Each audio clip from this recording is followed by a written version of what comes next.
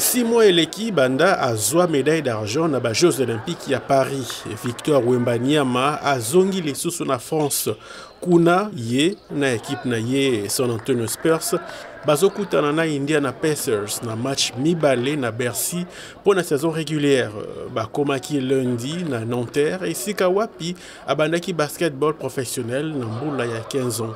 Beaucoup d'excitation, c'était même un peu surréaliste de voir voilà, tous mes coéquipiers dans cette salle où j'ai passé tellement de temps.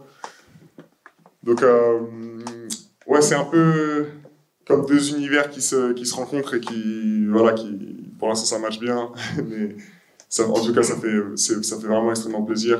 Il y a de l'émotion. Wembi ya lobi ayebi esengo ya ba français pona ye bangonde basali ete azala na classement provisoire ya ba fan pona All-Star Game match ya ba star ya NBA oyo ekoya kasi alingite esengo wana e bosanisa ye oyo ezana tina sikoyo alobi ya zana molikanisi. Bien, c'est une attention à avoir, c'est sûr, mais je vais essayer de garder ma routine d'avant-match. Pareil qu'elle est voilà, dans n'importe quelle ville des États-Unis quand on est en déplacement. J'ai rien de prévu pour les jours de match parce que, comme je l'ai dit, c'est ma priorité. Je verrai personne les jours de match comme d'habitude. Na mopanzi ya masono ya NBA, Wembanyama oyo azali na 21 ans, ayambamaki na lokumu na mboka na ye ya Evelyn, isika botama pene ya 20 km ya Paris, pona kofungola ba terrain mibale ya basket.